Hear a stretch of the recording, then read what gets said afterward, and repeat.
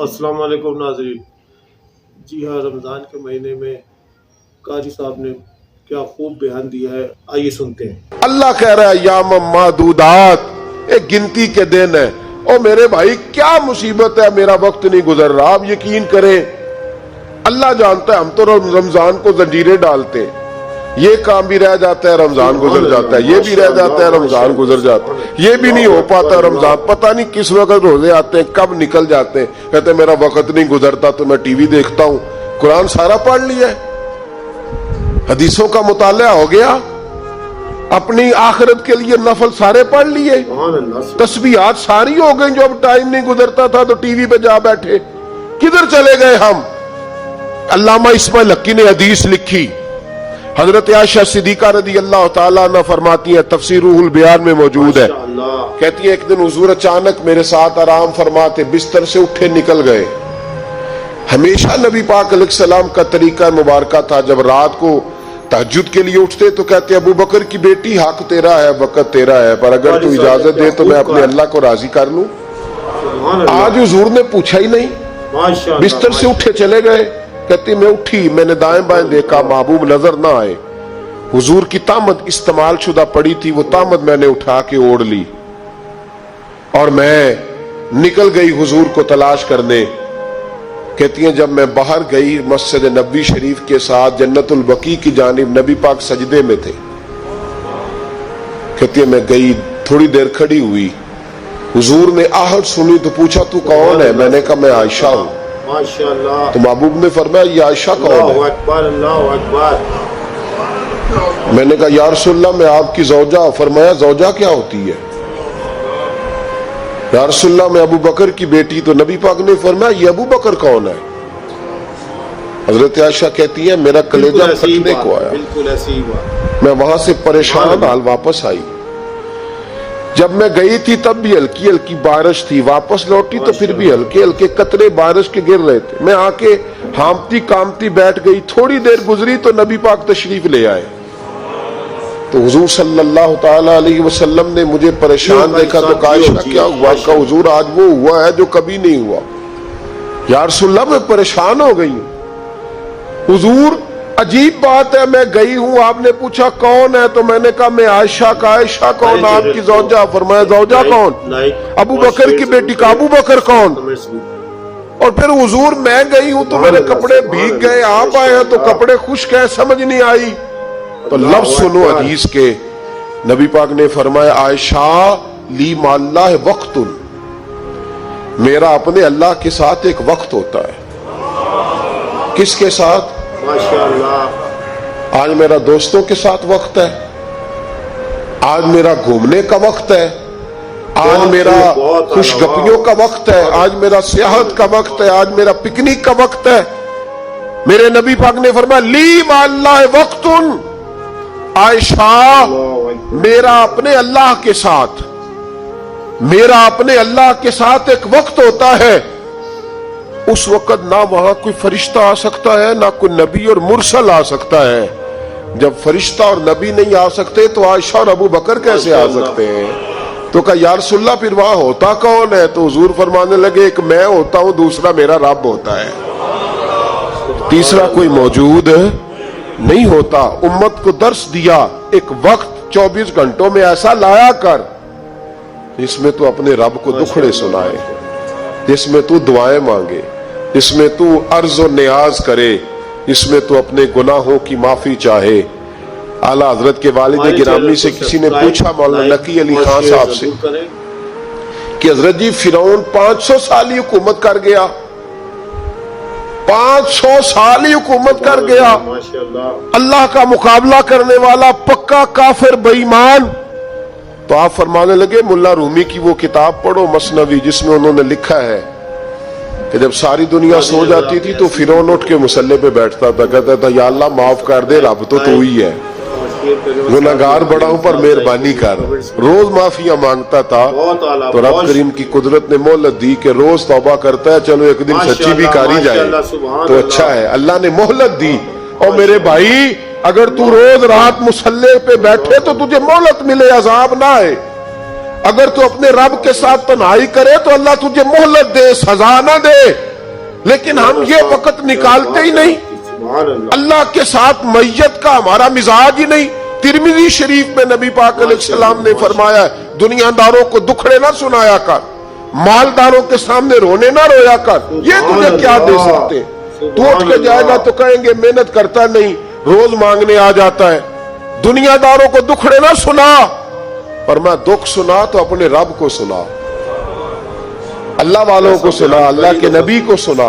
اس سے مراد یہ سارے کہا دکھڑے اپنے رب کو سنا. اگر تو اپنے رب کو دکھڑے سنائے گا تو تھوڑی دیر ضرور ہوگی, لیکن ایک دن ایسا ضرور آئے گا. میرے مصطفیٰ کریم فرماتے ہیں رب تجھے دنیا سے بے نیاز کر کے مالا مال فرما دے گا. دھوکے کا مزاج نہ بنا, کینچی لے کے نہ گھوم کے کیسے جیب کٹ سکتی. اللہ کو دکھڑے سنا. حضرت عائشہ عرض کرنے لگی حضور چلے یہ تو سمجھ آ گئی, لیکن بارش مجھ پہ پڑی آپ پہ پڑی نہیں, تو کہا عائشہ تم نے اوڑا کیا تھا؟ کہا حضور آپ کی تامت. فرمایا بارش کوئی نہیں تھی, جب تو نے میری تامت لی تو خدا کی رحمتیں تم پر برسنے لگ گئی. تو حضور کے وجود سے لگی ہوئی چیز کوئی اوڑھ لے تو رحمت برستی ہے, تو میرے نبی کی مسجد چومنے سے کیوں رحمت نہیں برستی؟ جالی چومنے سے کیوں نہیں برستی؟ جہاں جہاں حضور رکے, جہاں جہاں نبی پاک ٹھہرے, وہاں جانے سے کرم کیوں نہیں ہوتا؟ تو عزیزو یاد رکھو, رمضان میں ایک ڈیوٹی آپ نے یہ کرنی ہے کہ عبادت کو وقت دیں, ٹائم نکالیں. جو اتنے سے بھی فارغ ہے نا, وہ 19ویں روزے تک کل فارغ ہو کے 20 کو اعتکاف بیٹھے. زندگی میں ایک دفعہ اعتکاف تو ویسے بڑا ضروری ہے. ہمارے بزرگوں نے لکھا ضروری ہے ایک بندہ اعتکاف کر لے زندگی میں ایک دفعہ, ہر سال کرے تو سنت ادا ہوگی.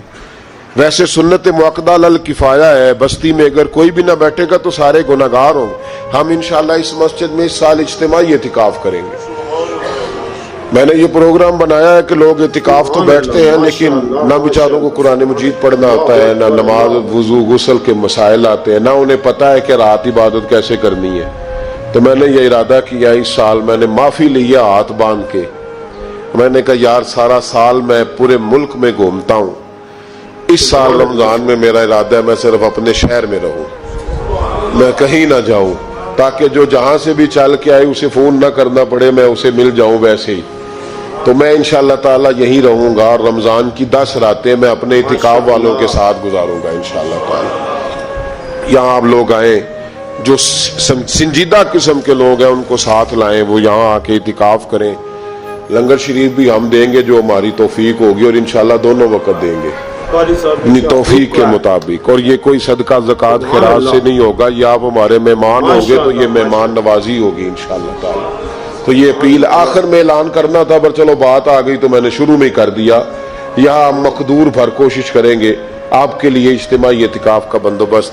ہمارے جو دیگر طلباء علماء ہوں گے وہ بھی آپ کے ساتھ وقت گزاریں گے, وضو غسل نماز کی چیزیں سکھائیں گے, آپ کو قرآن مجید پڑھنا پڑھانا سکھائیں گے. 10 دنوں میں جو ممکن ہو سکے گا ہم انشاءاللہ تعالیٰ کریں گے. تو اعتکاف میں وقت دیں. دوسرا کام آپ نے یہ کرنا ہے رمضان شریف میں کہ قرآن پاک زیادہ سے زیادہ پڑھنا ہے, پڑھیں گے انشاءاللہ. اگر آپ ناراض نہ ہو تو ہم نے قرآن مجید پڑھنا بالکل ہی چھوڑ دیا. قرآن پاک کھلتا ہی نہیں, توجہ ہی نہیں, مزاج ہی نہیں, سارا دن بیت جاتا ہے, قرآن مجید نہیں کھلتا, قرآن مجید نہیں پڑھا جاتا.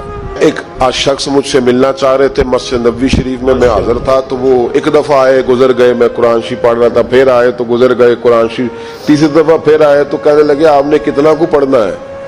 میں نے ان سے کہا کہ مہربانی کرو مجھے دعا دو کہ اللہ مجھے پڑھتا ہی رکھے. آپ نے یہ کیا لفظ ادا کر لیے کہ کتنا کو پڑھنا ہے؟ خدا کے بندو یہاں کام کیا ہے؟ اگر تلاوت بھی نہیں کرنی تو کرنا کیا ہے؟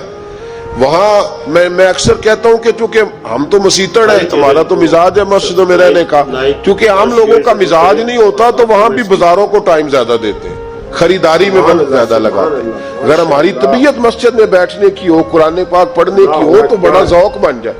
قرآن مجید امام اعظم ابو حنیفہ امام اعظم رمضان شریف کے اندر 61 قرآن مجید پڑھا کرتے تھے. ماشاءاللہ. کتنے؟ 60 اور 1 61. ایک قرآن شریف دن میں پڑھتے, ایک رات کو پڑھتے. पूरे दिन में कुरान मजीद खत्म करते एक रात को। और आप फरमाते हैं 61वां कुरान मजीद वो था जो मैं तरावियों में सुना करता था। 61 कुरान पाक आप हर रमजान में पढ़ा करते थे। मेरी आपसे गुजारिश है, एक सिपारा मस्जिद में पढ़े रमजान में, एक सिपारा घर में पढ़े।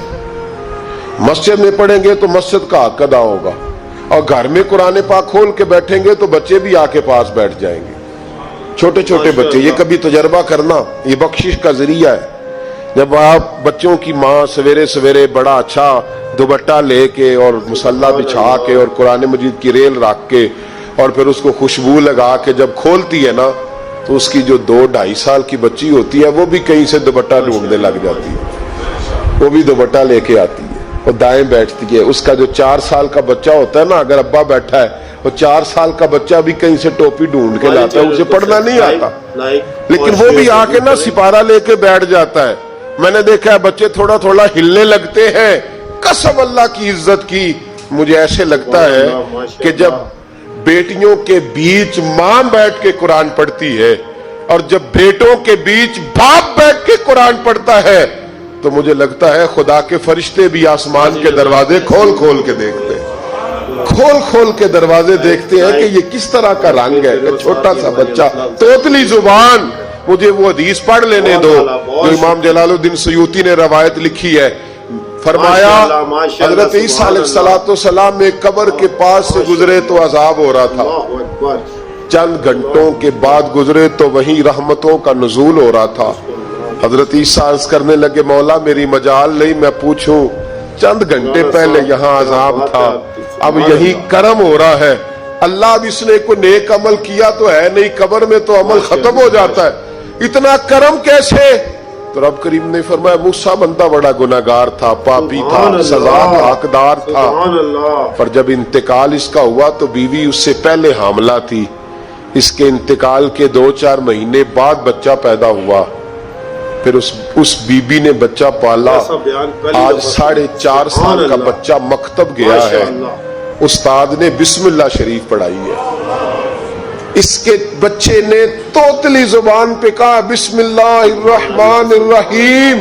तो मुझे हया आई है कि इस बेचारे को अभी लफ्ज नहीं अदा करने आते, जमीन पर बैठकर ये तोतली जुबान से मुझे रहमान और रहीम कहे और मैं इसके बाप को सजा दूं। बस बच्चे ने एक दफा बिस्मिल्लाह पढ़ी है, मैंने बाप के सारे गुनाह माफ फरमा दिए।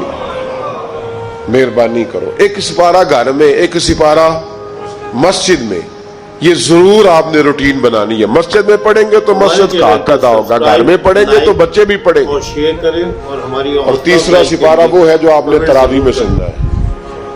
तो कितने सिपारे हो गए एक दिन में? 3। तो रमजान में कुल कितने हो गए? 3 कुरान पाक। कितने कुरान पाक जी? 3 कुरान मजीद। एक सिपारा दिन में, एक रात में, तो आपका 10 दिन के अंदर इंशाल्लाह कुरान पाक खत्म हो जाएगा। करेंगे इंशाल्लाह ताला। ये ज़हन बनाए, ये ज़ौक़ पैदा करें और कुरान पाक का एक हरफ पढ़े तो अल्लाह 10 नेकियां देता है और रमजान शरीफ में 70 गुना बढ़ जाती है।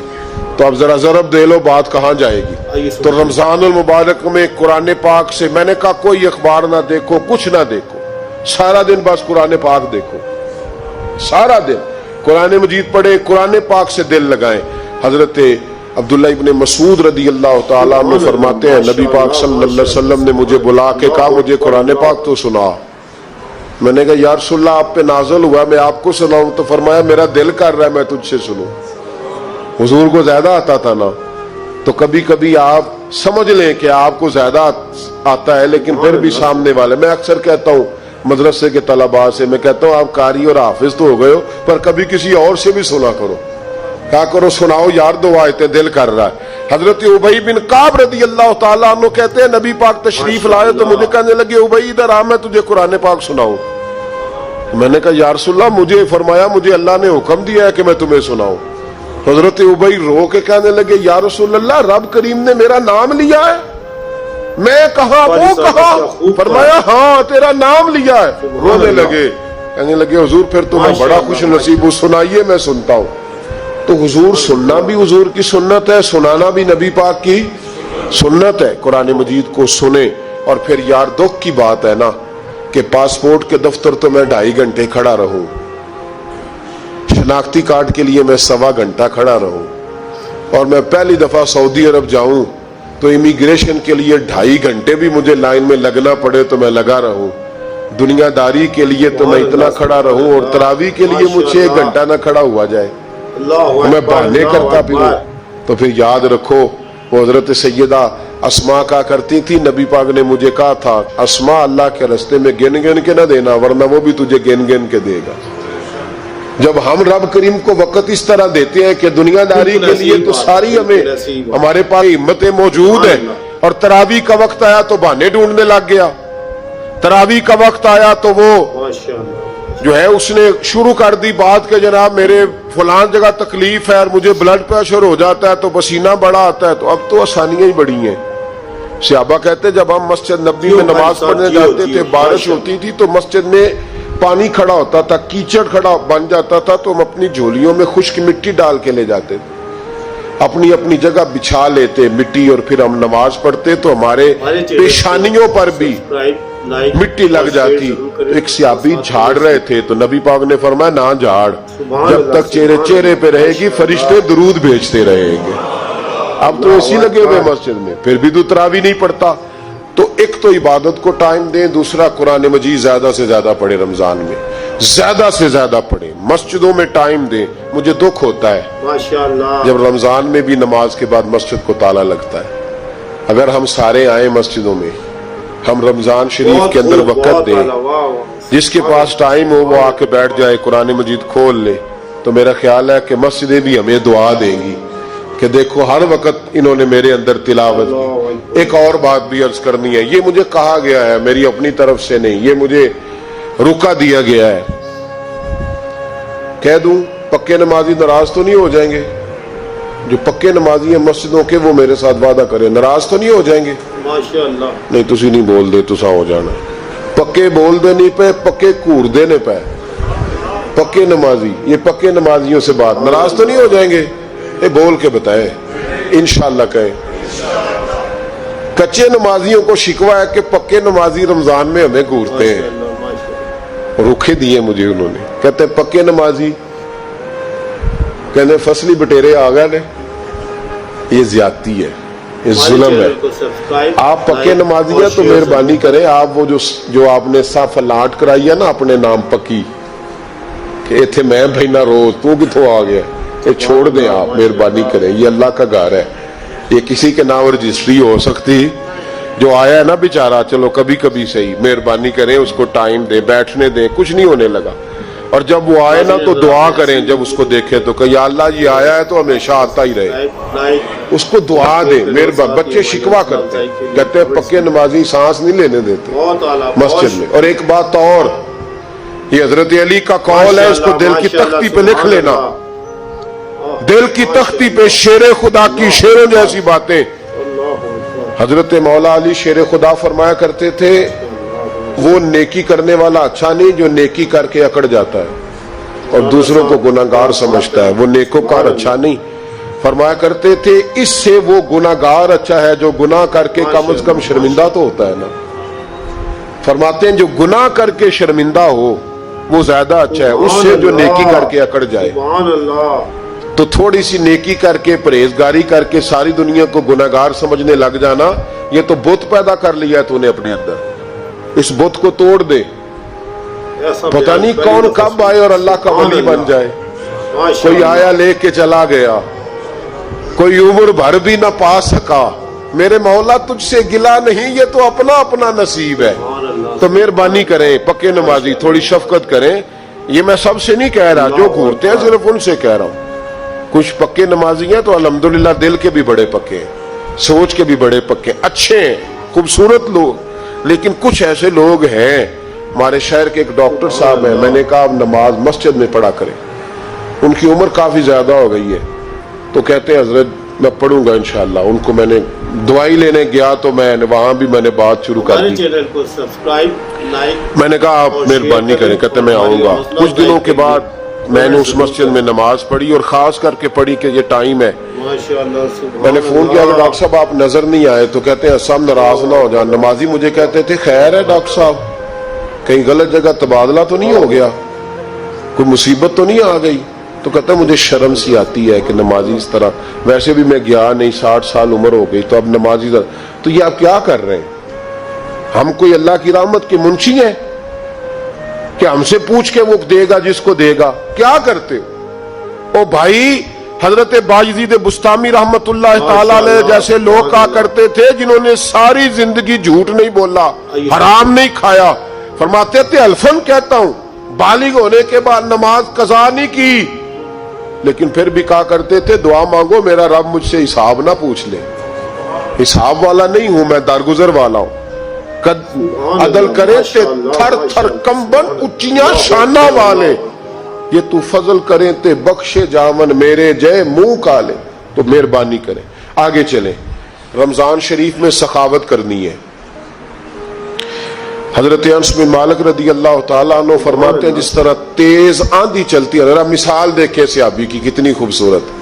فرماتے ہیں جس طرح تیز آندھی چلتی ہے نا, اس طرح رمضان میں میرے نبی کی سخاوت چلا کرتی تھی. نبی پاک ہر سائل کو دیتے, جو قیدی بند ہوتے نا, قیدی جنگ کے قیدی کفار, حضور انہیں بھی آزاد کر دیتے رمضان میں. فرماتے جاؤ تمہیں آزاد کیا, سخاوت کریں. اور میرا مشورہ ہے اس دفعہ غریبوں سے غریب سخاوت کریں. نسخہ دے رہا ہوں امیر ہونے, تو سخی ہو جا, رب کریم تجھے امیر کر دے گا. سخی بن جا. مالا والے سخی نہیں ہوندے تے سخیاں کول مال نہیں ہوندا, ایتھے اوتھے دوواں جہانی, سخی کنگال نہیں ہوندا. سخی بن جاؤ. میرے نبی پاک علیہ السلام نے فرمایا بندہ کبھی بھی جیب کا سخی نہیں ہوتا, سخی وہی ہوتا ہے جو دل کا ہوتا ہے. غریبوں کو میرا مشورہ ہے کہ 10 روپے دو, لیکن رمضان میں روز دینا, ہر شام دینا. غریبوں کو ساتھ بٹھاؤ, روٹیاں کھلاؤ, افطاریاں کراؤ. غریبوں کے گھروں کے اندر سوٹ پہنچاؤ. مدارس کے طالب علموں کو کپڑے خرید کے دو. جو کچھ نہیں دے سکتا وہ ایک مسواک لا کے دے. ڈیوٹی کرو. اپنے دائیں بائیں غریبوں کا خیال رکھو. جن گھروں میں اکثر دیکھتے ہو کہ دال کا شاپر جاتا ہے, وہاں رمضان شریف میں صبح صبح گوشت پہنچاؤ. مہربانی کرو. غریب امیر تو کسی کو تب دے گا جب اس نے ووٹ لینے ہوں گے. وہ تو وہاں زکوٰۃ دے گا جہاں سے اسے پتا ہوگا کہ میری تعریف اچھی ہوگی.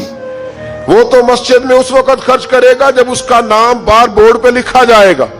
غریبوں, تم نے ظلم کیا ہے. اگر تم اپنی 4 غریب بھائی مل کے ایک غریبنی بہن کا خیال رکھتے تو اس غریبنی کو محلے کے چودھری کے پاس نہ جانا پڑتا. اگر 4 غریب بھائی ایک غریب بھائی کا خیال کر لیتے, تھوڑے جو صاحب حیثیت تھے, تو وہ مجبور نہ ہوتا. مہربانی کرو. حضرت عبداللہ ابن عمر رضی اللہ تعالیٰ عنہ ہر روز مدینے کے مسکینوں کو ڈھونڈ کے لاتے تھے. فرماتے تھے کہ ان کو ایک تھیلا دینا میں عزت نہیں سمجھتا. ڈھونڈ کے لاتے غریبوں کو اور اپنے سامنے دسترخوان بچھاتے رمضان میں, اور پھر ان پہ کھانے چنتے اور فرماتے غریب کھائیں گے تو میرا اللہ راضی ہوگا. ساتھ بٹھا کے کھلاتے. ایک بڑی عجیب بات ہو گئی, گھروں میں ہو جاتی ہے. جن گھروں میں زیادہ مہمان آتے ہیں وہاں یہ مسئلے بن جاتے ہیں. ایک دن زوجہ کہنے لگی کھانا آپ کا, یہ آج مہمان کو نہ لائیے گا. کہہ دیتی ہیں نا بیویاں کبھی کبھی, یہ نافرمانی نہیں. اگر آپ کو کھڑا کیا جائے نا رمضان میں روزہ رکھ کے باورچی خانے, تو لگ پتا جائے, اس کو نافرمانی نہ سمجھے. بیوی نے پکا کے نہیں دیا جی. تو حضرت عبداللہ ابن عمر کی زوجہ کہنے لگی آپ کا کھانا ہے, مہمانوں کا کوئی نہیں. تو حضرت عبداللہ ابن عمر کہنے لگے اللہ تجھے جزا دے, تو روز پکا کے دیتی ہے. چل اس طرح کر, مجھے سرکہ اور کھجور دے دے, روٹی میرے مہمان کو دے دے. تو آپ کی زوجہ رو پڑی, کہنے لگی اگر آپ افطاری والوں کا اتنا خیال کرتے ہیں تو میں نہ کروں. مجھے 10-20 منٹ کا ٹائم دے, میں اپنے اوپر وزن بوجھ ڈالوں گی, میں تھوڑی مشقت میں پڑوں گی, لیکن مہمانوں کے لیے افطاری کا ضرور بندوبست کروں. ہمارے ہاں تو افطاریاں بھی سیاسی ہیں, ووٹ اکٹھے کرنے کے لیے افطاریاں. اور ڈرو اللہ سے. کس نام پہ لوگ دنیا داری کریں گے, کس نام. غریبوں کو کھلاؤ کھانا جن کو سارا سال گوشت ملتا ہے. ان کی, میں کل یونیورسٹی میں کہہ رہا تھا کہ بڑا ہاتھی ہوتا ہے پر بادشاہ شیر ہوتا ہے, اس لیے کہ شیر ہفتے میں ایک دن گوشت کھاتا ہے. اگر روز کھائے نا تو اس سے بھی نہ اٹھا جائے, جس طرح ہم سے نہیں اٹھا جاتا. उससे उठा कोई ना जाए, वो हफ्ते में एक दिन खाता। मगरमच्छ माशाअल्लाह सबसे दलेर जानवर है दरियाई जानवरों में से, लेकिन 24 घंटे में 700 ग्राम खाना खाती है। और शेर का भी पंजा पकड़ ले तो शेर छुड़ा नहीं सकता। रोटी खा खा के तो हाल ही कोई नहीं कौम का। तो मेहरबानी फरमाए, फाका आपको ताकतवर करेगा। और जितना ज्यादा इंसान खाता है शाहवानी कुव्वतें ज्यादा होती हैं। इसलिए नबी पाक ने कहा था नौजवानों को, या शादी कर लो या रोजे रखा करो। अगर ज्यादा रोटियां खाओगे तो तुम्हारे अंदर नफसानी और शाहवानी कुव्वतें ज्यादा परवान चढ़ें। तो मेहरबानी फरमाए, रमजान में गरीबों के फाकों का ख्याल करें, उन्हें पहुंचा के आए, घर जाके दे के आए। मैं अक्सर ये रोना रोता हूँ कि हमारी मस्जिदों में ना 27वें को कारी साहब को सूट मिलता है, तो उसके पीछे साजिश ये होती है कि 27वें रोजे ना तो दर्जी पकड़ेगा ना सी के देगा। तो हम ये साजिश करते हैं कि देंज ना ना होवे मौलवी भी साढ़े वर्गा सूट पा ले ईद ते फिर साढ़े की चौधरी जी मौलवी जी फर्क ही रह गया। तो 27वीं को इसलिए देते हो कि दर्जी ना पकड़े। उस बेचारे को देना है तो यकम रमजान को दो, उसको को हजरत जी मेरे वाला जोड़ा पहन के आपने तरावियां पढ़ानी है, ये जुमा आपने मेरे सूट से। मेहरबानी करें, आप जो आपके अपने अपने इलाके के मस्जिद के कुर्रा हैं, हुफाज हैं, तालिब इल्म हैं, उनको रमजान शरीफ शुरू होने से पहले, और किसी घर में आप लंगर पहुंचाते हैं 20वें रोजे, तो 20 रोजे तो फाके से उन्होंने रख लिए, अब आप घी लेके पहुंच गए। अगर रमजान की नीयत करके रमजान से पहले भी दोगे तो अल्लाह रमजान जितना ही अजर अता फरमाएगा। फतराना यकम रमजान को दे दो, मेहरबानी करो, ताकि गरीब के घर के अंदर चूल्हा सही जले, उसके बच्चे भी खाना सही खाएं। मेरी ये गुजारिश है कि अगर आपने किसी गरीब की बच्ची को कपड़ा, लिबास और गरीबों को कुछ लेके देना है तो रमजान से पहले लेके दें, ताकि दर्जियों का रेट कम हो, वो काम जो है वो जल्दी हो जाए। और मेरी गुजारिश है मुसलमानों से कि अपने सारे काम रमजान से पहले समेट लो। इतने कीमती दिन दोबारा नहीं मिलेंगे जो जिंदगी में रमजान दोबारा से आ रहा। सारे काम पहले कर लो। हमारे यहाँ तो आप यकीन कर लें, ना दर्जी तरावियां पढ़ता है, ना कपड़ों वाला पढ़ता है, ना काज बटन वाला पढ़ता है, ना नलकी वाला पढ़ता है। वो कहते हैं जी राशि सारा इन दिनों में। वो जो आखिरी 10 रातें आती है ना रमजान की, हजरत आयशा सिद्दीका रदी अल्लाह तआला अन्हा फरमाती हैं, हुजूर हमें नफल के लिए नहीं जगाते थे, पर रमजान के आखिरी 10 दिन फरमाते उठो, ये सोने का टाइम नहीं। और हमारा वही टाइम सारा बाजारों में गुजर जाता है।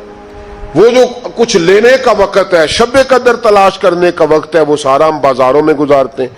हम इंशाअल्लाह ताला रमजान की आखिरी 10 रातों में शब बेदारी करेंगे, महफिल करेंगे, तिलावत करेंगे, तस्बीह पढ़ेंगे, जो हमसे हो सकेगा। मस्जिदों का रुख करें, यहां पहुंच सकते हैं तो यहां पहुंच जाएं, लेकिन अपना वक्त जाया ना करें। कोई ऐसा काम ना करे कि जिसमें एक लम्हा भी रमजान मुबारक का जाया हो। आखिरी बात सुने, रमजान में हमने क्या करना है। सारा साल दीन के लिए कोशिश की जरूरत है।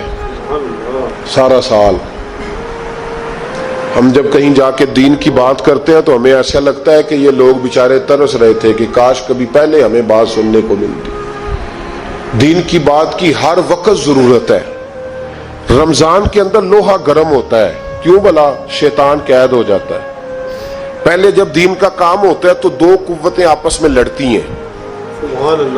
हम तबलीग करते हैं, एक दूसरे को पैगाम देते हैं। शैतान जवाब के अंदर क्या करता है कि जब हम यहाँ किसी आदमी ने बात की या सुनी तो बड़ा दिल नरम हो गया, लेकिन जब घर गए तो शैतान ने फिर वसवसा डाल दी।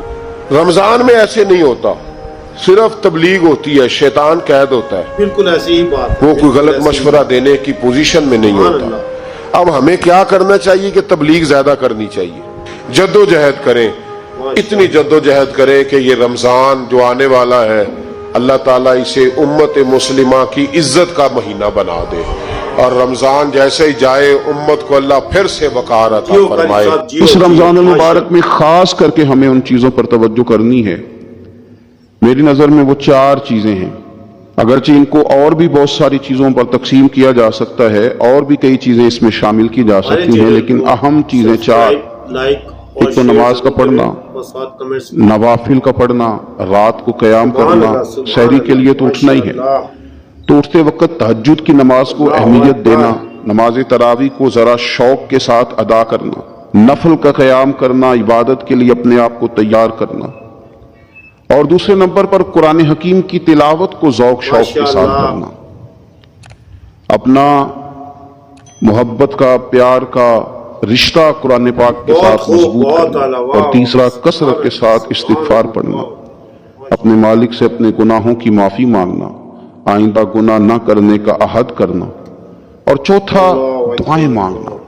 یہ چار چیزیں اگر تھوڑی توجہ کے ساتھ اس ماہ مقدس میں روزانہ کے معاملات میں شامل کر لی جائیں، نماز، تلاوت قرآن مجید، استغفار اور دعا، ماشاءاللہ، آپ دیکھیے کہ نبی کریم صلی اللہ تعالی علیہ وآلہ وسلم نماز کے اندر محو رہنے کو پسند کرتے تھے۔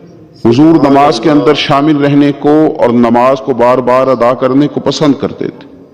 ہر موقع پر حضور نماز ادا فرماتے، ہر موقع پر، سورج گرہن ہے تو نماز ہو رہی ہے، چاند گرہن ہے تو نماز ہو رہی ہے، بارش نہیں ہوتی تو کریم محبوب علیہ السلام نماز ادا کر رہے ہیں، بارشیں کثرت سے ہونے لگی، طوفان اور آندیاں آنے لگی ہمارے تو چینل حضور کو نماز ادا سبسکرائب، فرما رہے ہیں۔ لائک اور جنگ کے شیئر موقع ضرور پر، کریں۔ بدر کے موقع پر لوگوں کی صحابہ کی صفیں درست کر کے حضور خود مصلی پر تشریف لے گئے اور نماز شروع کر لی۔ سبحان تو اللہ، ہر وقت ماشاءاللہ۔ نماز کی طرف حضور کی توجہ ہمیں بتاتی ہے کہ نماز پڑھنا، نفل پڑھنا، عبادت کرنا یہ کتنا دلچسپی والا کام ہے، اور مسلمان کا اس کے ساتھ شوق کس قدر زیادہ ہونا چاہیے۔ آج ہم زیادہ بے چین اس لیے رہتے ہیں کہ ہمارا تعلق باقی سب چیزوں سے مضبوط ہوا لیکن مسلح کے ساتھ کمزور ہوا۔ ہماری بہت ساری اس دور کی جدتوں نے ہم سے ہمارے مسلح کی، استغفار کی، تلاوت کی، دعا کی لذت ماشاءاللہ، کی۔ ماشاءاللہ، اگر ہم تھوڑا لوٹ کر کے آئیں اور کچھ گھنٹوں کے لیے، کچھ وقت کے لیے، کچھ ٹائم کے لیے، اگرچہ وہ مختصر ہی کیوں نہ ہو، ہم اپنے معمولات جو عبادت کے تعلق سے ان کو مضبوط کریں، موبائل بند کیے جائیں، ایک کونا تلاش کیا جائے، کوشش کی جائے تنہائی کرے انسان اپنے مالک کے ساتھ۔ نبی پاک صلی اللہ تعالی علیہ وآلہ وسلم نے جو ہمیں طریقے بتلائے ہیں، ان طریقوں کی روشنی میں انسان اکیلا بیٹھے اپنے مالک کے حضور اور خوب اس کی بارگاہ میں نفل پڑھے، تلاوت کرے، استغفار پڑھے، پھر دعائیں مانگے، اپنے لیے بھی مانگے، امت کے لیے بھی مانگے، اپنے لیے بھی مانگے، اپنوں کے لیے بھی مانگے، سب کے لیے اللہ کے حضور سے وہ خیر طلب کرے۔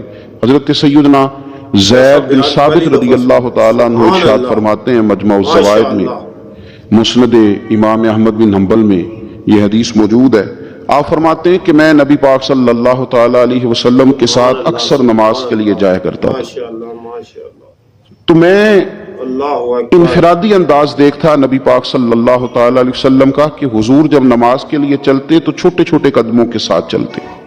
جو نبی پاک صلی اللہ تعالیٰ علیہ وسلم کا روٹین میں چلنے کا انداز ایک کریمانہ تھا، اس سے ہٹ کر حضور مختصر قدم اٹھاتے اور نماز کے لیے تشریف لے جاتے۔ میں اس خوبصورت ادا پر توجہ کرتا تو میرے کریم محبوب صلی اللہ تعالیٰ علیہ وسلم نے مجھ سے فرمایا، زید تم جانتے ہو میں مختصر قدم کیوں اٹھاتا ہوں؟ کے لیے کمنٹ ضرور کریں۔ حضور دلوں کا حال جانتے ہیں نا، تو فرمانے لگے تمہیں خبر ہے میں اختصار کے ساتھ قدم کیوں اٹھاتا ہوں؟ عرض کی یا رسول اللہ صلی اللہ تعالی علیہ وسلم کرم نوازی فرمائیے، بتا دیجئے۔ تو حضور فرمانے لگے کہ جب تک انسان نماز کی طلب میں رہتا ہے نا، وہ نماز ہی میں رہتا ہے، وہ جب نماز کی طلب میں ہوتا ہے تو نماز ہی میں ہوتا ہے۔ تو میں چھوٹے چھوٹے قدم اٹھاتا ہوں، ذرا آہستہ چلتا ہوں، تاکہ جتنا وقت طلب نماز میں ہو وہ نماز ہی میں گزرے۔ ذکر حبیب کم نہیں وصل حبیب سے، محبوب کا ذکر بھی اس سے ملاقات ہی ہوتا ہے۔ تو یہ جو سفر ہے نا نماز کے لیے جانے کا، میں چاہتا ہوں کہ یہ ذرا لمبا ہو جائے، اس میں ذرا وقت ملے تاکہ مالک کے ساتھ میں جڑا رہوں، میرا تعلق مضبوط رہے۔ تو سرور کائنات صلی اللہ تعالیٰ علیہ وسلم کی جو خاص دلچسپی ہے نماز کے ساتھ، نفل کے ساتھ، عبادت کے ساتھ، حضور صلی اللہ علیہ وسلم نے ارشاد فرمایا، مسلم شریف میں حدیث موجود ہے، فرمایا اللہ تعالیٰ کے بندہ سب سے زیادہ قریب پتہ کب ہوتا ہے؟ سبحان اللہ، سبحان اللہ۔ پہلے تو ذرا ان لفظوں کا حسنی ملاحظہ کریں کہ بندہ اور رب کے قریب، بندہ اور اپنے مالک کے قریب، وہ بندہ کتنی شان والا ہے، اس کا مقدرات کتنے عروج پہ ہے جو اپنے رب کے قریب ہو گیا۔ حضور فرمانے لگے غلاموں سنو، بندہ اپنے رب کے سب سے زیادہ قریب سجدے کی حالت میں ہوتا ہے، لہذا فرمایا سجدوں میں کثرت سے دعا کیا کرو، گویا اسے مانگ لیا کرو سجدوں میں، اب تمہارا قرب ہے، اب تم جب کشکول طلب دراز کرو گے تو وہ تمہیں عطا کرے گا۔ سبحان اللہ، جب تم نے اپنا سر سجدوں میں رکھا ہو تو پھر اپنی آرزویں لے آؤ ساری، اب رب تمہارے کشکول بھرے گا، تمہیں خیرات ملے گی، تمہاری طلب سے بڑھ کر تمہیں عطا کیا جائے گا۔ تو عبادت کے ساتھ جب آپ کا تعلق ہوتا ہے تو آپ قرب الہی میں ہوتے ہیں، اللہ کے قریب چلے جاتے ہیں۔ شرط یہ ہے کہ تھوڑی دیر بھول جائیں موبائل کو، تھوڑی دیر چھوڑ دیں دنیا داری کے خیالات، تھوڑی دیر وہ ایک دن چھوڑ کے سارا کچھ بھی تو جانا ہے نا اللہ کے حضور۔ تو آج بھی اگر کچھ وقت کے لیے ترک کیا جائے، اسلام میں رہبانیت نہیں، لیکن حضور تہجد کی نماز پڑھتے تھے، حضور اعتکاف کرتے تھے، غار ہرا میں وقت گزارا نبی پاک علیہ السلام۔ کچھ وقت تو ایسا ہو جو انسان اپنے رب کے ساتھ گزارے، اللہ کے ساتھ اپنے تعلق کو وہ مضبوط کرے۔ دیکھیے حضرت سیدنا یوسف بن عبداللہ بن سلام رضی اللہ تعالیٰ عنہ، یہ حضرت عبداللہ بن سلام رضی اللہ تعالیٰ عنہ معروف صحابی رسول صلی اللہ تعالیٰ علیہ وسلم کے صاحبزادے ہیں۔ یہ حضرت ابو درداء رضی اللہ تعالیٰ عنہ سے ملنے کے لیے تشریف لے گئے۔ فرماتے ہیں کہ جب میں ان سے ملنے کے لیے گیا تو وہ شدید علیل تھے، حضرت سیدنا ابو درداء رضی اللہ تعالیٰ، بڑے جلیل القدر صحابی ہیں، بڑے صاحب الرائے آدمی، حضرت عمر فاروق رضی اللہ تعالیٰ عنہ اکثر ان سے مشورہ لیا کرتے تھے۔ فرماتے ہیں میں جب ان سے ملنے کے لیے گیا تو وہ سخت بیمار تھے اور اسی بیماری میں ان کا وصال ہوا۔ میں ان سے ملنے گیا تو مجھ سے کہنے لگے کہ بھتیجے، حضرت عبداللہ ابن سلام کے بیٹے ہیں نا یوسف بن عبداللہ، تو وہ چونکہ ان کا دوستانہ تھا، کہنے لگے بھتیجے تم اس شہر میں کس طرح آئے؟ جناب یوسف بن عبداللہ کہتے ہیں میں نے عرض کی کہ آپ کا میرے والد کے ساتھ جو تعلق تھا، جو دوستانہ تھا، اس تعلق نے مجھے مجبور کیا کہ میں آپ کی تیمارداری کروں۔ تو فرماتے ہیں میں تو تیمارداری کرنے گیا تھا، ان کا حال پوچھنا تھا، لیکن یہ لوگ جو حضور کے دین کی تبلیغ کے لیے جو جذبات رکھتے تھے اور ایک دوسرے کو اللہ کی جانب متوجہ کرنے کا جو جذبہ رکھتے تھے، وہ بڑا انوکھا ہے۔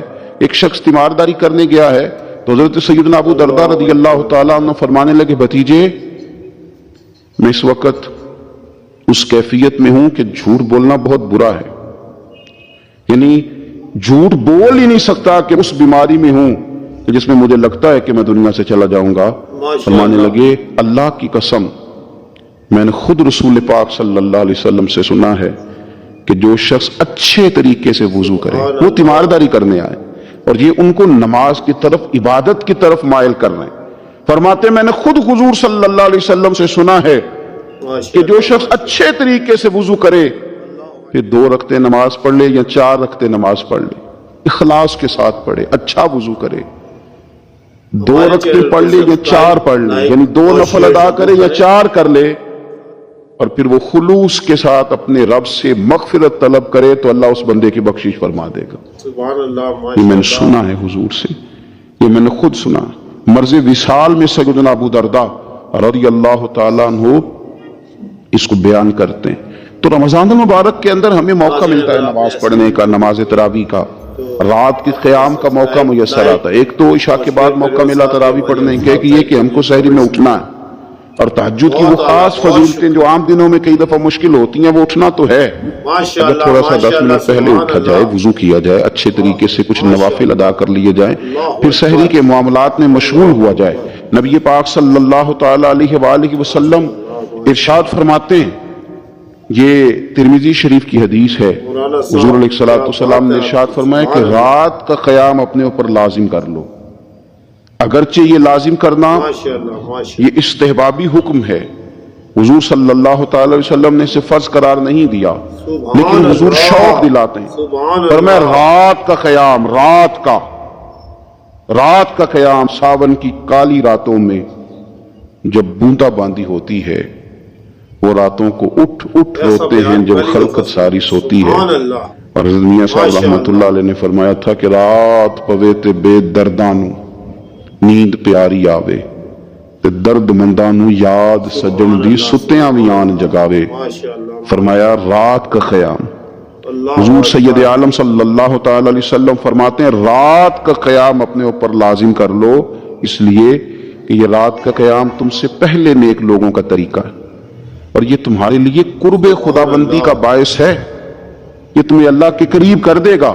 اور حضور صلی اللہ تعالی علیہ وسلم فرمانے لگے یہ رات کا قیام تمہاری برائیوں کو مٹا دے گا اور یہ تمہیں گناہوں سے روک لے گا گویا رب کریم تمہیں معافی شیئر عطا کریں فرمائے اور گا، ہماری یہ حوصلہ تمہارے افزائی لیے کے بخشش کا ذریعہ ہمیں بن ضرور جائے گا، کریں۔ یہ برائیوں کو مٹانے والا ہے رات کا قیام، یہ گناہوں سے ماشاءاللہ، روکنے والا ہے رات کا سبحان قیام۔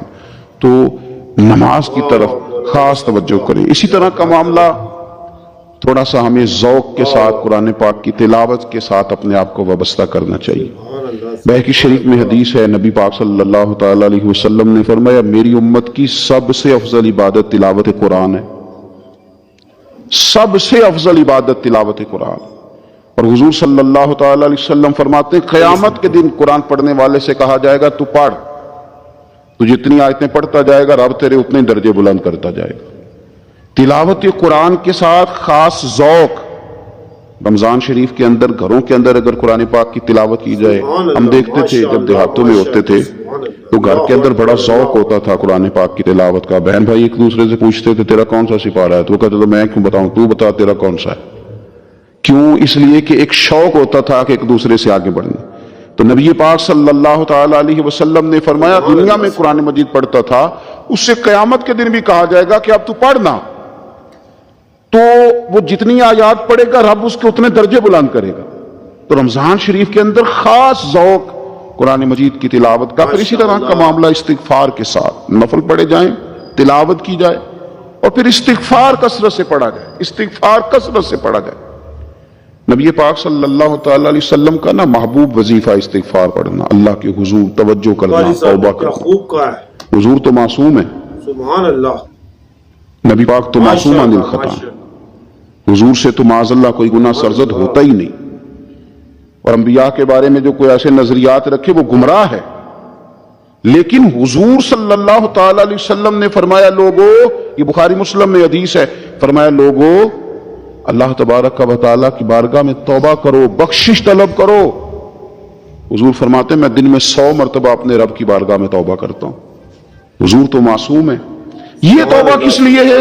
یہ تعلیم امت کے لیے، یہ ہمیں سمجھانے کے لیے، یہ ہماری توجہ دلانے کے لیے، یہ بتانے کے لیے ہے کہ یہ استغفار درجات کو بلند کرتا، اللہ کی طرف رجوع کرنے کے لیے کثرت کے ساتھ استغفار کی جائے، اپنے رب سے معافی مانگی جائے۔ ہم انسان ہیں، کچھ غلطیاں نہ چاہتے ہوئے بھی ہو جاتی ہیں، بالکل ایسی ہی بات ہے، بالکل ایسی ہی بہت بات۔ کوشش کے باوجود کچھ چیزوں پر کنٹرول نہیں رکھ پاتے، ہم سے سرزد ہو جاتی ہیں۔ رمضان کی ساعتوں میں، صبحوں میں، شاموں میں، سحری میں، افطار میں، تراویح میں، تہجد میں اگر اللہ کے حضور استغفار کی جائے، اللہ کے حضور استغفار کی جائے۔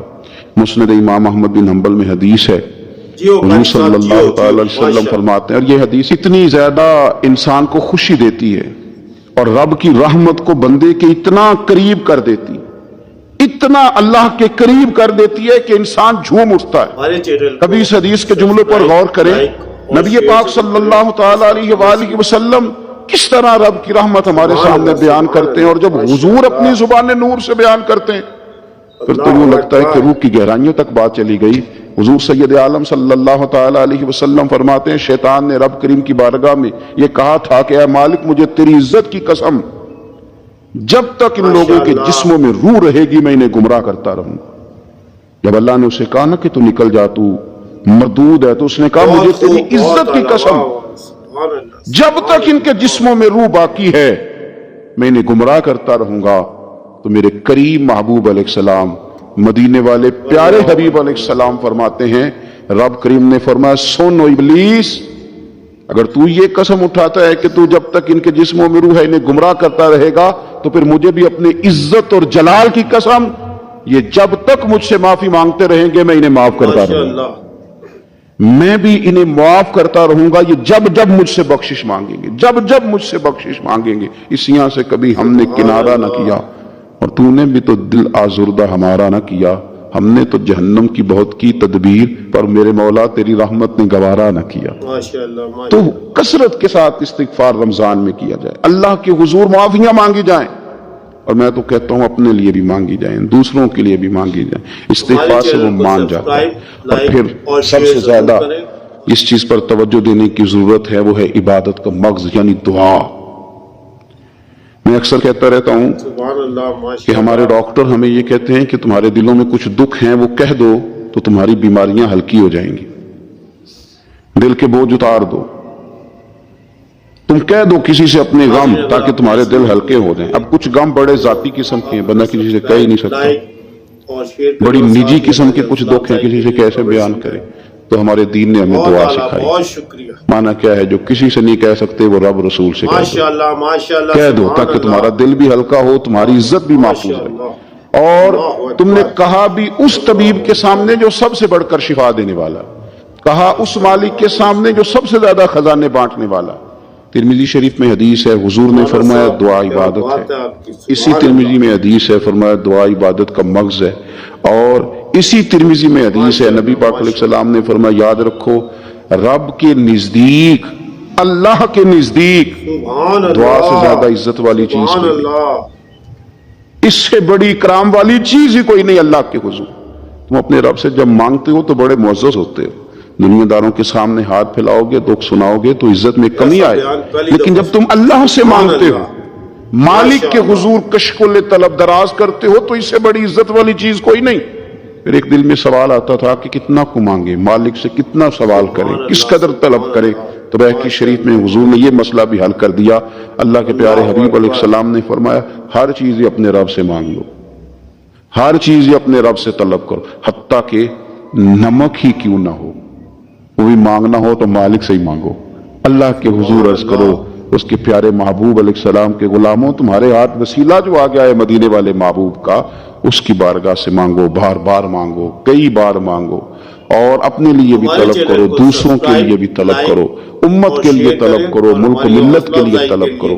تو رمضان شریف کی پہلی نشست میں ایک تو ہمیں اپنی عبادت کو, اپنے نوافل کو, اپنی نماز کو مضبوط کرنا ہے. کوشش کریں قضا نمازوں پر بھی توجہ دی جائے. یہ بہت بڑا قرض ہے اور یہ ہم ہی ادا کریں گے تو ادا ہوگا. اور دوسری بات یہ کہ کثرت کے ساتھ قرآن مجید کی تلاوت کی جائے. تیسری بات یہ کہ استغفار کو اپنے اوپر لازم کیا جائے. اور چوتھی بات دعائیں مانگی جائیں. رمضان کی گھڑیاں بڑی قبولیت والی ہیں, بڑی قبولیت والی ہیں. افطار کے وقت جو بندہ مانگتا ہے رب اس کی دعا کو قبول فرماتا ہے. ان اوقات میں اللہ سے مانگا جائے اور خوب مانگا جائے. رمضان شریف میں 3-4 چیزوں کا خاص خیال رکھنا ہے ہم نے, خاص. ایک تو رمضان شریف میں قرآن پاک سے خاص محبت فرمائیں. شہر رمضان الذی انزل فیہ القرآن, خاص محبت. الحمدللہ ہمارے ہاں قرآن کے عالم بھی موجود ہیں, حافظ بھی موجود ہیں, بلکہ مسجدیں کم ہوتی ہیں, حافظ زیادہ ہوتے ہیں. یہ دیکھ لیجیے مدارس کی خدمات ہیں اللہ کے فضل سے, قراء بھی ہیں, سب کچھ ہے. اب ضرورت ہے قرآن پاک سے محبت کرنے والوں کی, تو خوب ارادہ کریں کہ قرآن مجید سننا ہے. ہم کھڑے رہتے ہیں, ہم کھڑے رہتے ہیں, پاسپورٹ کے دفتر بھی 1.5 گھنٹہ لوگ کھڑے ہیں, شناختی کارڈ کے دفتر میں بھی کھڑے, امیگریشن کی لائنوں میں بھی کھڑے. نیت کریں کہ میں نے جم کے قرآن مجید سننا ہے. اور جس مسجد میں پہلی تراویح شروع کریں کوشش کریں کہ ساری تراویح اسی میں پڑھی جائے, اور خاص ذوق کے ساتھ خاص درود شریف پڑھے بآواز بلند. الصلاۃ والسلام علیک یا رسول اللہ وعلی آلک واصحابک یا حبیب اللہ. سارے دوست درود شریف پڑھیے. الصلاۃ والسلام علیک یا نبی اللہ وعلی آلک واصحابک یا سیدی یا رحمت للعالمین. میرے بھائیوں, اللہ کے نیک بندوں کی یاد میں آج کی اس محفل پاک کا انعقاد ہے. دنیا تیزی سے بدل گئی, حالات میں عجیب و غریب سررخ اختیار کر لیا. تصوف اور طریقت کے نام پر کچھ لوگ تو بالکل منکری ہو گئے اس خوبصورت طرز تربیت کے. اور کچھ لوگوں نے عجیب و غریب سے فلسفے اختیار کر لیے. میں نے کہا تھا موبائل نہ چلائیں بیٹا, آپ ادھر دیکھ رہے ہیں میری طرف دیکھنے کی بجائے. کمال ہو گئی, موبائل نے تو آپ کے پاس رہنا ہے, میں نے تو چلے جانا ہے. اور پھر آپ نے یہ تھوڑی کہا تھا کہ آپ ویڈیو بنوانے آ رہے ہیں, آپ نے تو کہا تھا تقریر کرنی ہے. سبحان اللہ. تو یہ جو یہاں قریب قریب بیٹھے ہیں ان کے لیے تو تقریباً منع ہے, کیونکہ یہ میرے سامنے بیٹھے, آپ سے تو میں نے بات کرنی ہے, اور پیارے بھی بڑے لگ رہے ہیں آپ مجھے, اس لیے چھوڑیں اس کام کو. تو یہ کتنے سارے کیمرے لگے ہیں, یہ دے دیں گے آپ کو سارے انشاءاللہ تعالی.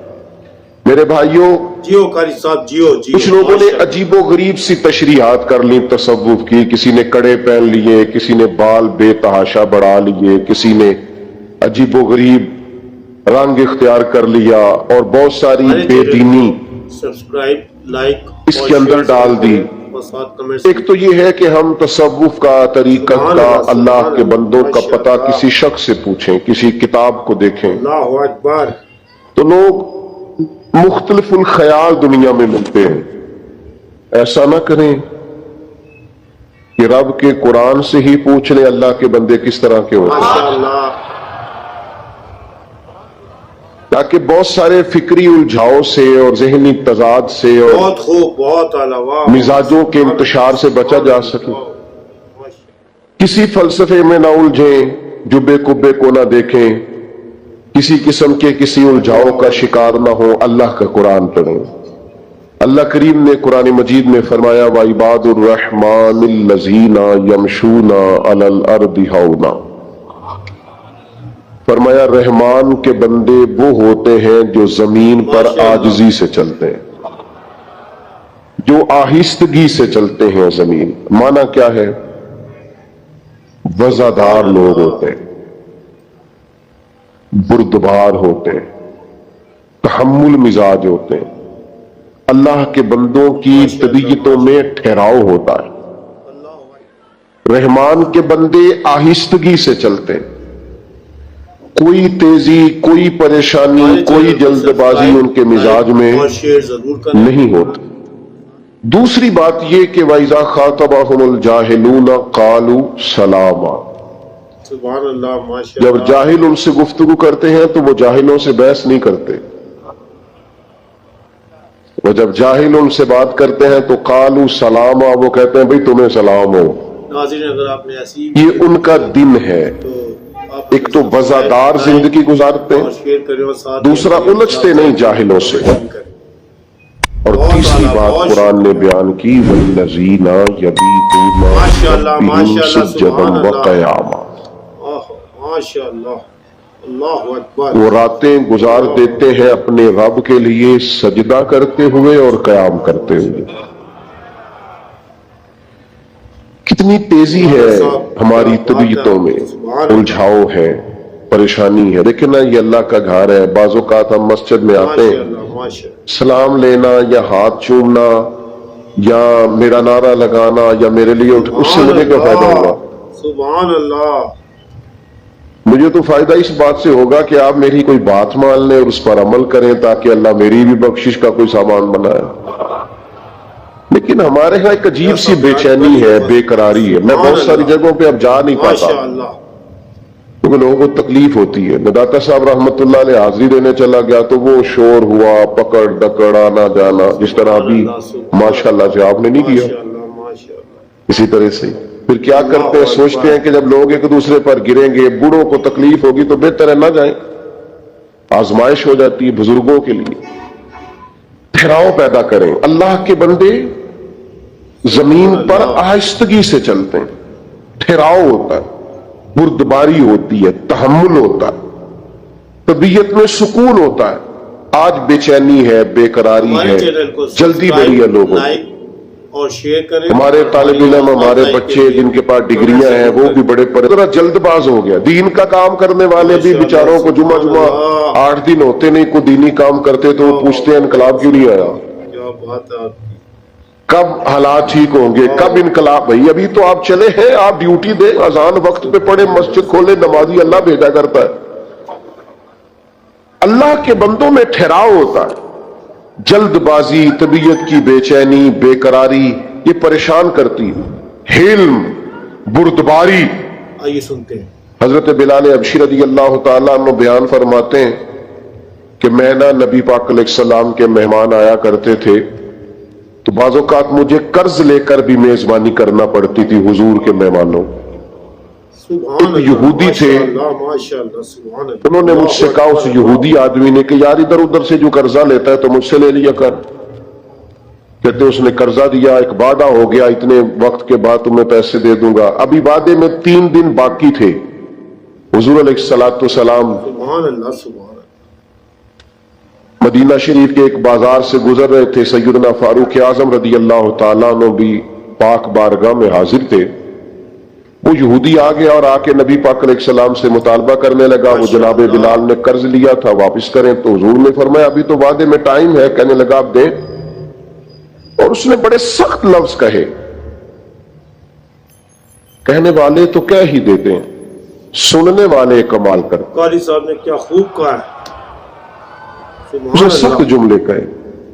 حضرت عمر نے تلوار پہ ہاتھ رکھ لیا. نبی کریم فرمانے لگے مسکرا کے, تو میں عمر جلدی نہ کر یار, ہم تو دشمن کو بھی پاکیزہ سزا دیتے ہیں. یہ جو بے چینی ہے نا, بے قراری, آپ نہ لڑائی کر کے فتح نہیں حاصل کر سکتے. بحث کر کے فتح, آپ نے ایک بات کی, آپ کا مخالف 3 کرے گا, پھر آپ کو 6 کرنی پڑیں گی, پھر وہ 9 کر دے گا. سبحان اللہ. اس نے ایک بات کی, آپ چپ رہے. اس نے 2 کی, آپ چپ ہے. 3 کی, چپ ہے. 4 کی, آخر میں وہ کہے گا اوے تو میں نے پاگل سمجھنا, اب وہ بولتا کیوں نہیں؟ تو چپ رہ کے تو سامنے والے کو پاگل بھی کیا جا سکتا ہے. اس لیے درویشوں نے کہا تھا جتن جتن تہار کوئی کھیڑے تو ہارن کھیڑ فقیرا, بالکل ایسی اوے جتن دا ملکوڈی پیندا ہی ہارن دا مل ہیرا. حضور فرمانے لگے عمر جلدی نہ کر یار, ٹھہر جا. حضور فرمانے لگے عمر اس طرح کر, فلاں جگہ پہ کھجوریں پڑی ہیں, اسے وہاں لے جا اور تول تول کے دے کھجوریں. حضرت عمر کہتے ہیں میں انہیں ساتھ لے گیا. مجھے ذرا غصہ تھا, وہ نہ مجھ سے تھوڑی تھوڑی باتیں پوچھنے لگا, تو میں کھجوریں دے رہا ہوں, میں توجہ نہیں کر رہا. کہنے لگا عمر یار مجھ پہ جلدی نہ کر, میری بات تو سن. ہمارے چینل میں نے کہا بولے. Subscribe, like. کہنے لگا میں عام آدمی نہیں ہوں, تورات کا عالم ہوں. سبحان اللہ, سبحان اللہ. عالم ہوں, پڑھا لکھا ہوں, آسمانی کتابیں جانتا ہوں. اللہ عمر اکبر. کہتے میں نے آنکھ کھولی. میں نے کیا مطلب؟ کہنے لگا میں نے جان بوجھ کے قرضہ دیا تھا, اور وقت سے پہلے جان بوجھ کر میں نے مطالبہ کیا, سخت بات بھی جان بوجھ کے کی. وہ کیوں؟ کہنے لگا میں نے اللہ کے آخری نبی علیہ السلام کی جتنی صفات تورات میں پڑھی تھی وہ ساری نبی پاک میں پائی جاتی تھی کہ جیسے جیسے کوئی جہالت کرتا جائے گا ویسے ویسے نبی پاک کا علم بڑھتا جائے گا, حوصلہ بڑھتا جائے گا, سرکار درگزر کرتے جائیں گے. عمر ساری شانیں دیکھ لی تھی, یہ برداشت والی شان بھی دیکھ لی ہے. کیا بات ہے علم کی, بردباری کی, کیا بات. حضرت عمر سے وہ کہنے لگے اب اس طرح کریں, مجھے ساتھ لے جائیں, نبی پاک سے معافی بھی لے کے دے دے اور حضور کا کلمہ بھی پڑھوا دے. جلدی پتہ نہیں کاہے کی ہے, بے چینی پتہ نہیں کاہے کی, آزمائش پتہ نہیں کاہے کی. ایک دوست مجھ سے ملنے آ گئے, مجھے جلدی تھی, میں نے کہیں جانا تھا. تو آج کل ہمارا سب سے اہم موضوع ہوتا ہے پاکستان کے حالات ڈسکس کرو. اگر تبصروں سے کوئی ملک ٹھیک ہوتا تو سب سے پہلے ہمارا ٹھیک ہونا تھا, کیونکہ جتنے تبصرے یہاں ہوتے ہیں نا, ہر بندہ تو صافی ہے, سب کے پاس موبائل ہے, سارے میڈیا چلاتے ہیں. سبحان اللہ. اور بھائی چھوڑنا بھی چاہیے کبھی کبھی موبائلوں, اور بھی غم ہے زمانے میں محبت کے سوا. کیا کریں, آزمائش ہو جاتی. تو مجھے جانا تھا, میں ان سے اجازت لینا چاہ رہا تھا. وہ مجھے کہنے لگے سنائیں پھر حالات کیسے ہیں. میں نے کہا بالکل ٹھیک ہے. اور شیئر کریں اور ساتھ کوئی پریشان ہو گیا, جنہیں تسی بھی سارے ہو گئے, بالکل ٹھیک نہیں. بہت شکریہ. میں نے ان سے کہا جب سے ہم نے ہوش سنبھالا ہم تو حالات ایسے ہی دیکھ رہے ہیں, سبحان اللہ, کوئی مسئلہ نہیں. تو وہ کہنے لگا نہیں جی حالات بڑے خراب ہیں. میں نے ان سے کہا پاکستان کی خوبیاں نہ ڈسکس کریں. ماشاءاللہ, ماشاءاللہ. میں نے کہا میں ایک خوبی بتاؤں, اور بھی کئی لوگوں سے میں نے یہ بات کی. میں نے کہا بتاؤں, کہنے لگے بتائیں. سبحان اللہ. میں نے کہا نماز پڑھنے کا جتنا اچھا بندوبست میرے ملک میں ہے اتنا کہیں بھی نہیں ہے.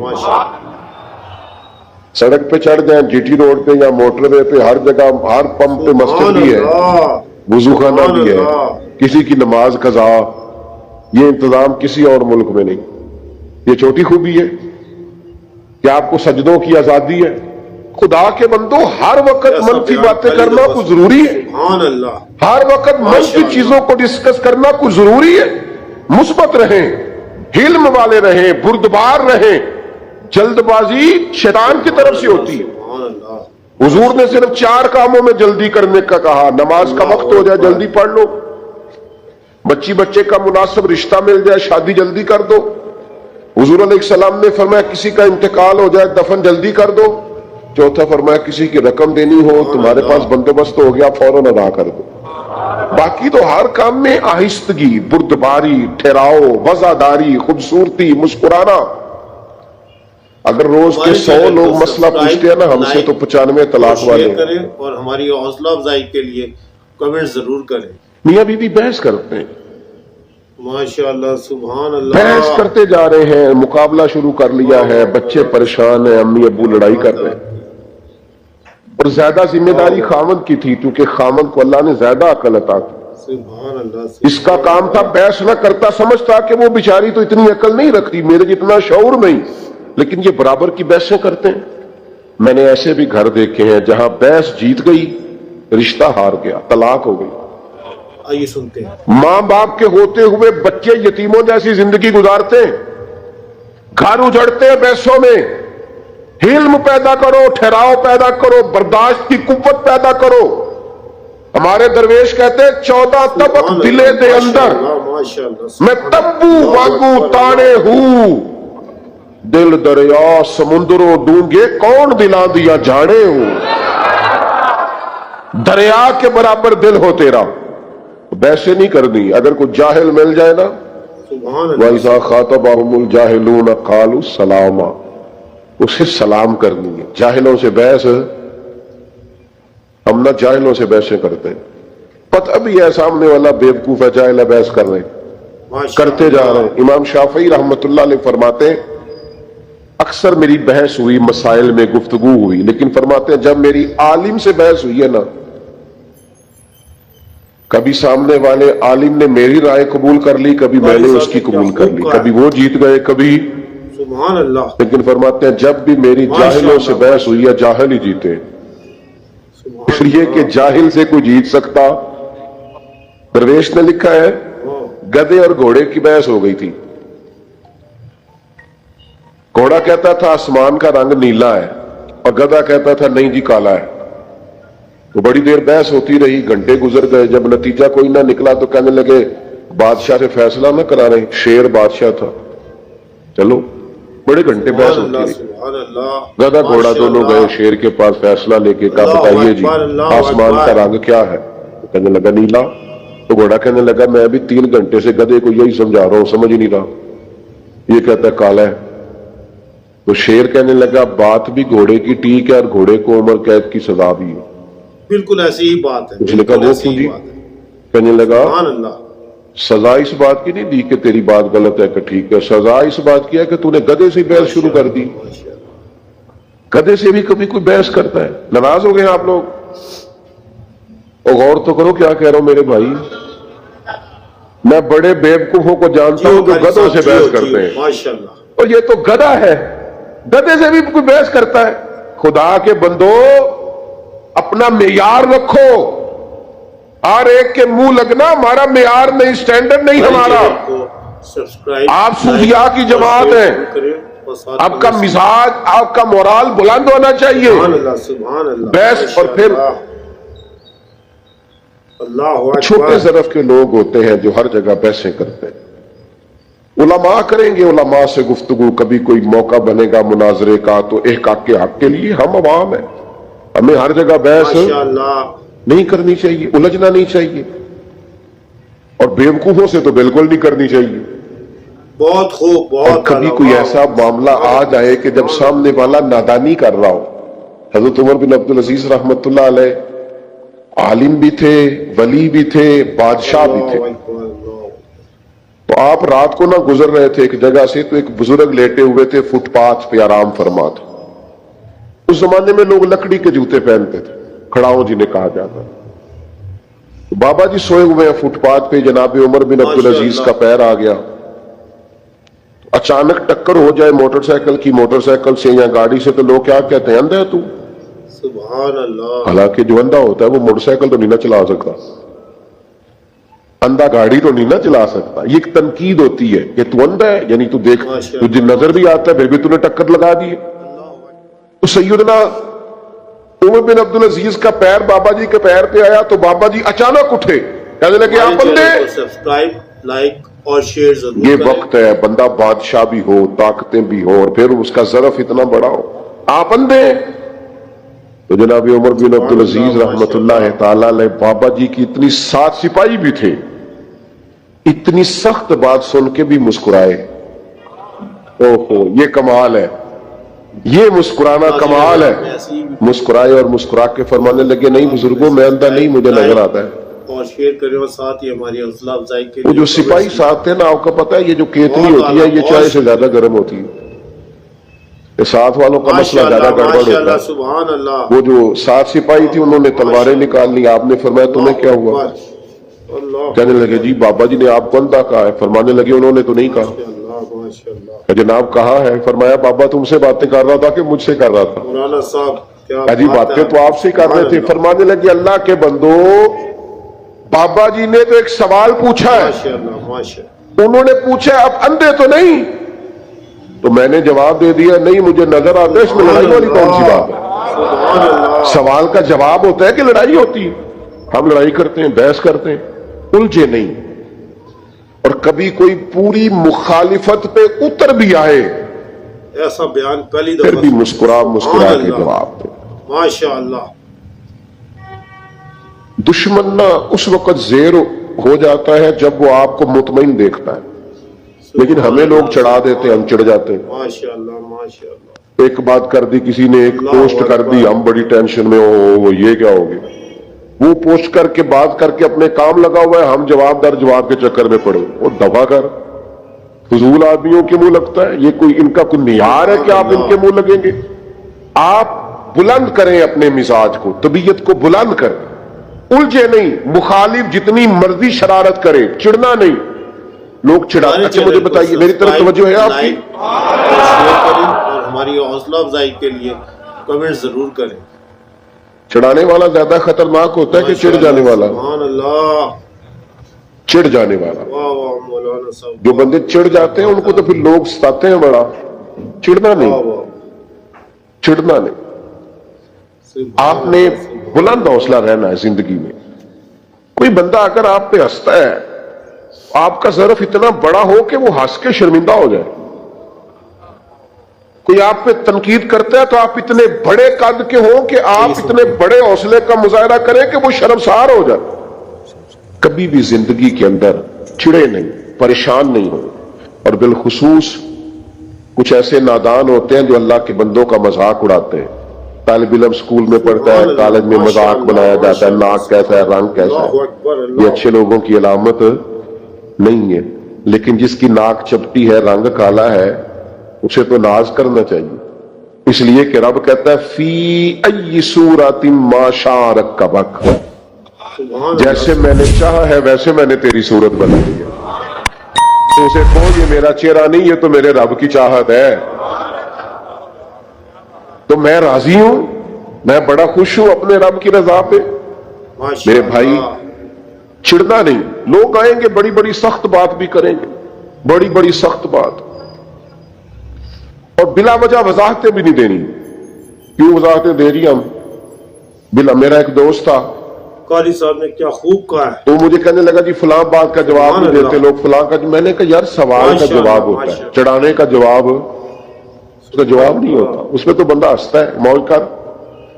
ایک بہت بڑے درویش گزرے، حضرت فخر جہاں دہلوی، بہت لمبے چوڑے لوگ، عقیدت مند تھے۔